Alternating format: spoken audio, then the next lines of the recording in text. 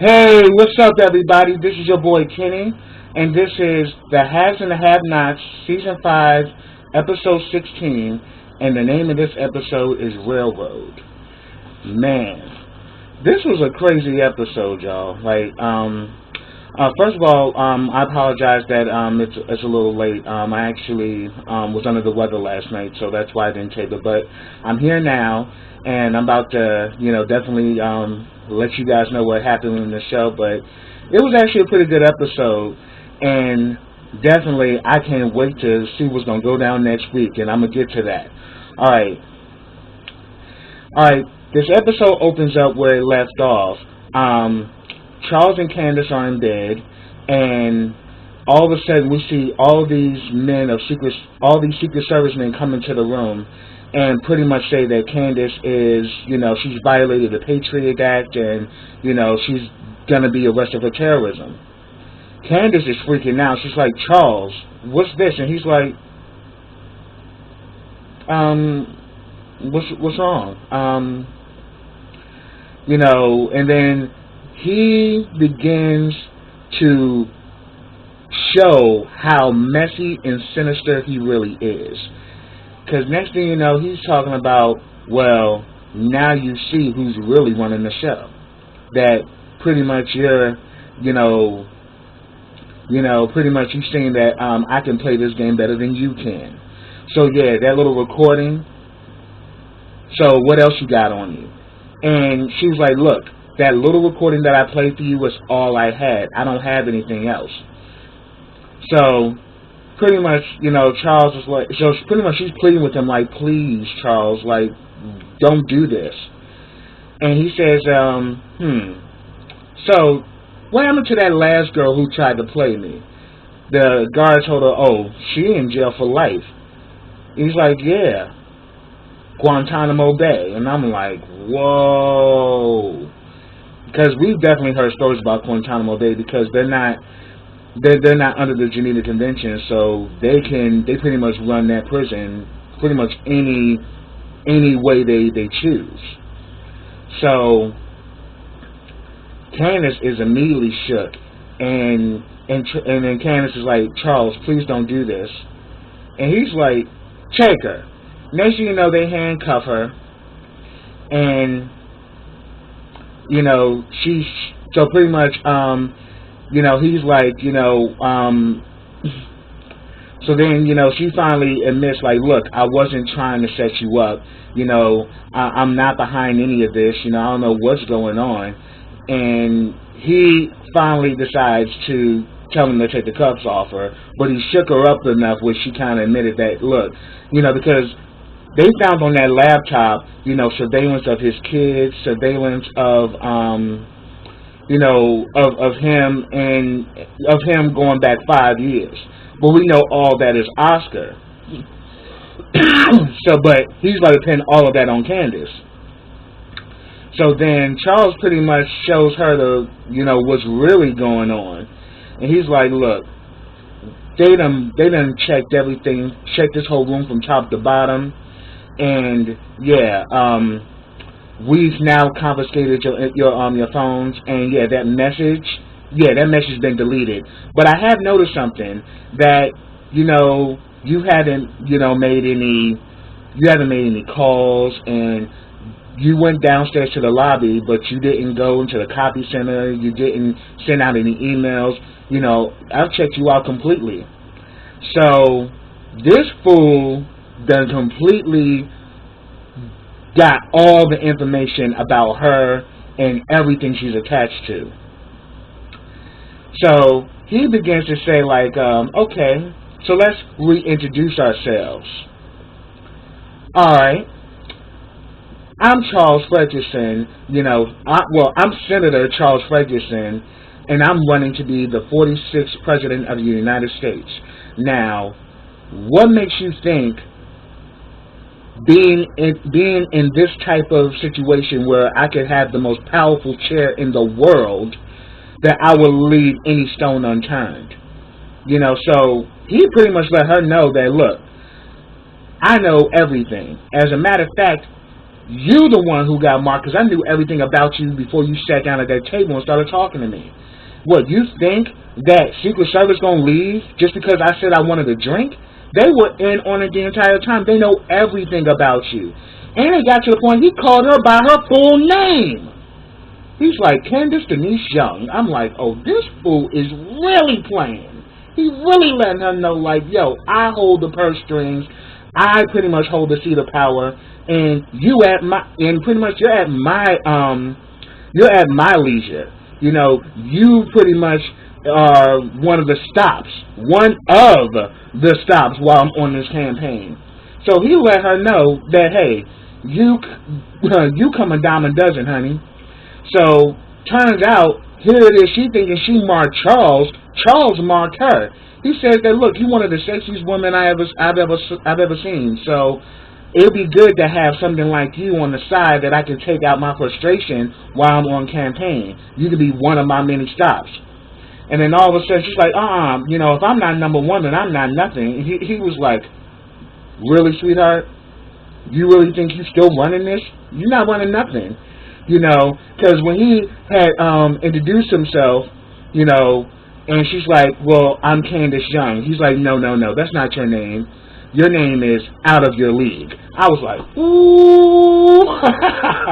So that whole scene was crazy. Then they get an interruption. And guess who walks in? Landon. Now, we haven't seen Landon since, I think, like season 3 or season 4. You know, remember the last time we saw him, Candice pretty much got all these thugs to kind of like, you know, intimidate him to the point where he peed in his pants. You know, because she wanted to know the whereabouts about Oscar.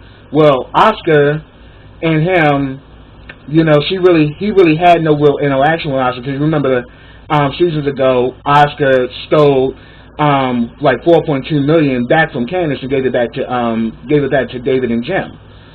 So she thought that Landon had something to do with that, so she pretty much intimidated Landon. But then we saw the last time we saw Landon got into it after that happened with Candice. He left town, told Jeffrey, like, I'm not with this shit no more. You people are evil and I'm done. Now we see that he's actually running Charles's campaign. So he's now the new Maggie Day. And he pretty much, you know, lets him know, like, look, we pretty much got your schedule set. You know, you're due to do this speech, but it's in an area where there was a shooting, you know, and, you know, it's right by where, you know, you're supposed to speak. So when you get there, you need to address this, you know, because one, it'll do you wonders in the polls. And Charles was like, look, I'm not about to benefit off of some mother's grief. Not little do they know that case is Little Quincy. Little Quincy was the one is the case that they're talking about, and the mother is right there in the bed with you. But Landon, knowing Candice, is literally trying to rush Charles. Like, look, we need to get moving, and trust me, you don't need nothing getting in the way of this. So I need you to like get on board. And Charles is like, excuse me. First of all, I need a moment to deal with this, because he immediately knows that here it is, Candice in the bed, and Charles is right there. He knows how Candice is, so he immediately says, okay, this damn girl up to no good, so I need to get you away from her. But Charles is like, I got this. And Charles does got it, because Charles is already is like 5 steps ahead of Landon, but Landon thinking that he's trying to protect Charles, but he lets him know, like, look, I need a moment, let me have my moment, and I'll deal with you later. And I was like, ooh. And then before he left, he's like, oh, so I'll see you later? You gonna be in this room? Okay, I'll see you later. I was like, oh, Charles done let her know that you playing with the big leagues. See, Oscar tried to warn her ass, but, you know, Candice let her ego get the best of her, and now she done got her face cracked. So that was crazy. Then we get a scene with Melissa and Veronica. Now, Veronica comes in there wearing Satan Couture, was beat from head to toe. New wig, new dress. Melissa even complimented on the dress. She's like, yeah, but I have to go home and change. And she's like, you gave me quite a scare, honey. You put my grandchild in great danger. And she's like, I'm sorry about that. She's like, yeah, I know.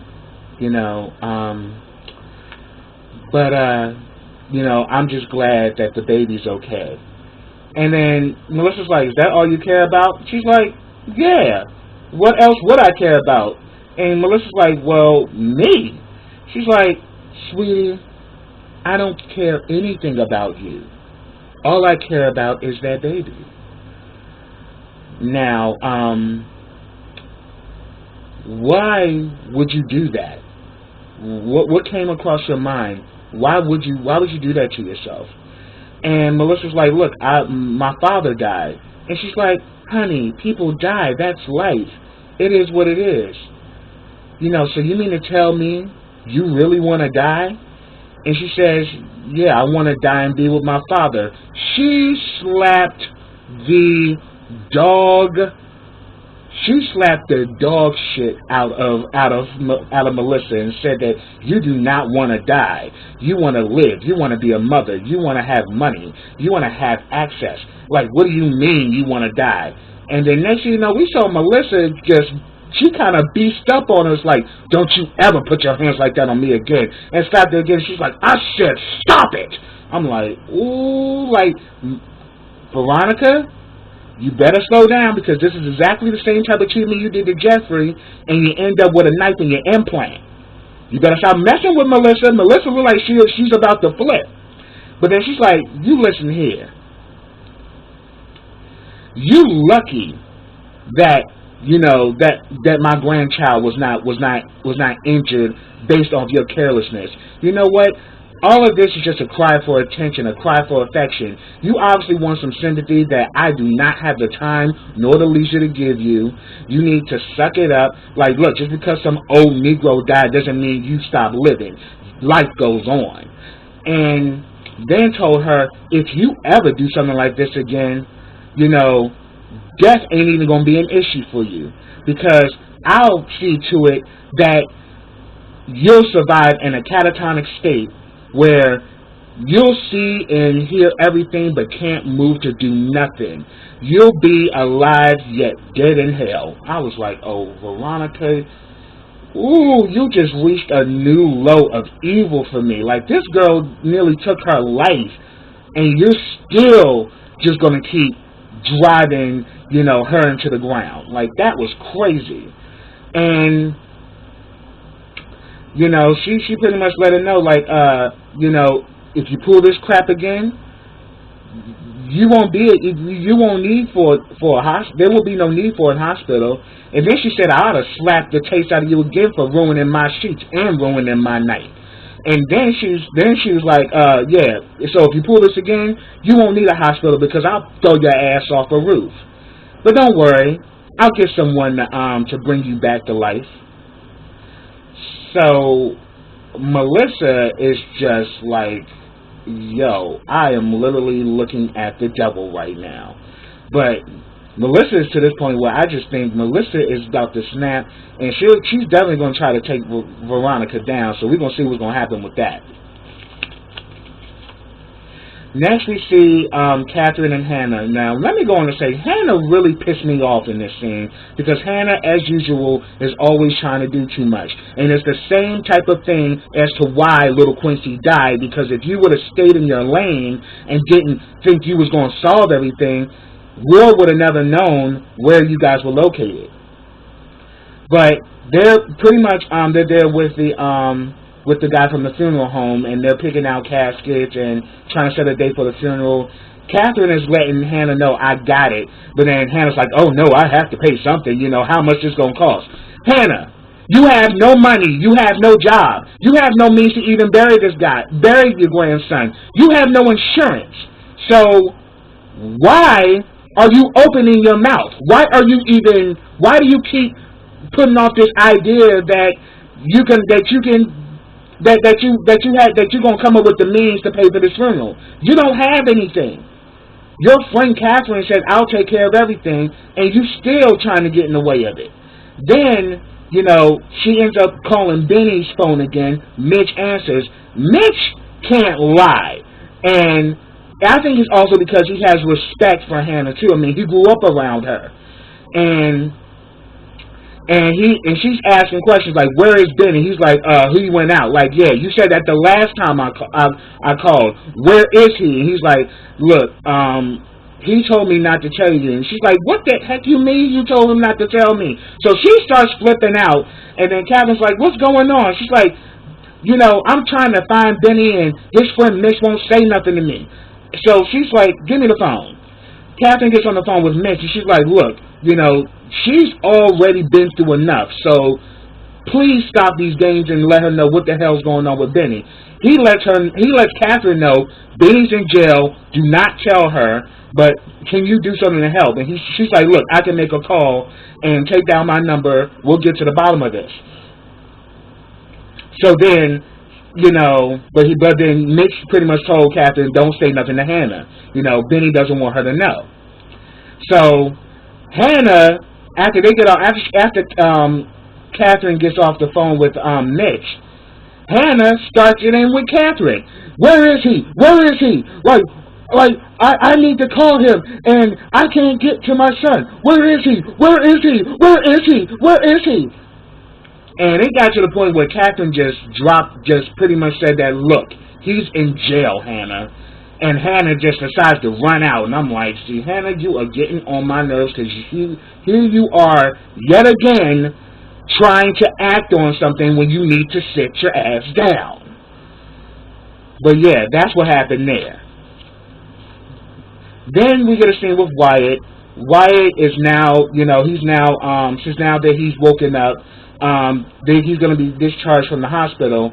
Anna, who's pretty much his coach, is there, and they're going to continue his in-home care. So she's like, I'm going to go get the car. Next thing you know, we see Jim walk up in there, and Jim and Wyatt have a showdown. Because Jim is like, look, I've been trying to locate you, and I've been trying to, get in touch with you, and I haven't, but I love you, son, and all that. And Wyatt ain't here for none of it. Wyatt is like, look, I'm over this crap. I don't want to see you again. I don't want to see Mom. I now got enough money where I don't need you anymore. So you can just stay the hell out of my life. I'm over this. And Jim's like, you don't mean that, son. And he's like, oh, the hell I don't. You put me in jail with that psychopath. Then you beat me down like, yeah, you my father, but you don't have no right to treat me like that. And he's like, yeah, I know. And he's like, and then Wyatt's like, so you think you coming down here is a way to intimidate me from testifying against you? And he's like, look, you think I care about whether you testify right now? I'm here about your well-being. I'm here for you. I love you, son. And it's true. Jim loves his children. He loved Anna, he loved Amanda, and he also loves Wyatt. And right now, Jim don't have nobody because Catherine, is filing for a divorce and she's moved out. So Wyatt is all he has, but then Wyatt don't want nothing to do with him. And he's saying that, look, about your inheritance. I know you got that on in an offshore account, but I'm begging you, give the money back to me and your mother. We'll set it up where we'll pay your bills and we'll just give you a monthly allowance. And I'm like, here it is, y'all trying to put the control back into the situation. But then again, we understand why, because Wyatt has a history of substance abuse. And he's like, look, I'm getting clean though. He's like, regardless of the fact, we want to help you get clean and we want to help you to stay on the right path. But, you need to give this money back to your mother and, we need to do this the right way. Why? It's like, man, I'm sick of this shit. I'm sick of this crap. I'm sick of everything. You know what? I don't ever want to see you again. I'm going to testify against you. And, he was saying that, look, son, I was trying to get to you, but I was locked up. And he's like, yeah, I know, because I put you there. I was like, ooh. Like, Wyatt just came out, swinging. He's like, look, I'm going to testify, and I don't want to see you again, so get out my face. And he walked out. And we see Jim broke down. He calls Oscar and was like, Oscar, how far are you coming along with, finding out that bank information in regards to Wyatt? He's like, look, right now I'm actually trying to find information out on War, but trust me, I'm on it. I got something cooking up. He's like, look, I need you to do something now because, we really see that Jim really is sincere about Wyatt's well-being, because he says that, look, my son has been down this road again. It's not going to work with him, so I need you to get that money back from him because as long as that money's in his possession, he's in grave danger. So he's like, look, I got something working, but I got to call you back. We actually find out Oscar is right in the parking lot of the hospital. And he runs into Anna. He's like, he's like, hello, Anna. And she's like, do I know you? And he's like, not actually, but I'd like to make you an offer. So I'm like, wow, because they had this information because they had to run his card, in order for him to pay for the treatment. So he, just like he marked Candice, he can do this. He's going to do the same thing with Wyatt and get his information, and they're going to pay. And pretty much, he's going to pay Anna off. So we're going to see what's going to happen with that one. Then we get a scene with David and Veronica. Veronica pretty much lets David know that, look, you're here because you're being charged with the murder of Quincy Maxwell. And he's like, really? And then next David's like, well, okay, if that's the case, then why was Secret Service in here? And she's like, what? He's like, yeah, Secret Service was in here. They was interrogating me, was threatening me, and all kind of crap. And then they told me I was free to go. But yet I'm still here. What's going on? And I mean, not David, I meant Benny, I'm sorry. Benny and Veronica. Benny is like, look, Secret Service was in here. They were interrogating me. I don't know what the hell's going on, And Veronica's like, but you're here because of what happened to Quincy. I don't know nothing about no Secret Service, so I don't know what the hell is going on, but I'm going to get to the bottom of it. So obviously there's somebody of high power that you pissed off. And he's like, look, the only people I know of high power is you and David. Because you remember, David, had his phones shut down. So he's immediately thinking they had something to do with it. And then, he told Veronica, look, I know I put it on you, but you ain't got to be doing this to me. You don't have to keep trying to make my life hell, all because you want me and you can't have me. And Veronica was like, look, little boy, I'm not playing any games with you. I seriously do not know what's going on. She's like, yeah, I'm a boss bitch. I know that. But this is even way out of my league. This is like top notch. So you piss somebody, off on a high level, not knowing that it's Candice, and the Secret Service is interrogating everybody that Candice is attached to. So pretty much, Veronica's like, look, just sit tight. And I'm gonna take care of everything. But she says, but by the way, once I get you out of here, we'll see who put it on who, because you're gonna have to work off this retainer. So I'm like, oh damn, Benny is about to. He's gonna have to use that meat to pay off his debt. So here it is. You done talk big crap, Benny, and now Veronica's like, yeah. But we going to see if you really up to the metal, because you're going to have to work this off from all the work I'm doing for you. So I'm like, oh, man. Then we get a scene with Jeffrey. Jeffrey has gotten the hotel room that David told him to get. He talks to Anna. He knows that Wyatt is getting out. And then the next thing you know, he gets a knock on the door, and it's Justin, a.k.a. Fatal Attraction. Because he was just giving me straight Glenn Close keys. Like, he's pretty much letting them know, like, look, I had to follow you. Your mother, came from under the stairs and told me that she's going to tell my wife about our relationship and everything. And she threatened me. And he's like, will she actually do it? And Jeffrey's like, hell yeah. Hell yeah, she's going to do that. And he's like, oh, you're just saying that because you don't want anything else to do with me. He's like, look, I'm being real with you. My mom is about that life. She won't fucking tell. Like, and then he's like, So you're not doing this, so you don't want nothing else to do with me? And Jeffrey's like, that's not true. But right now, I need to clear my head. You are doing entirely too much, and I need you to back off.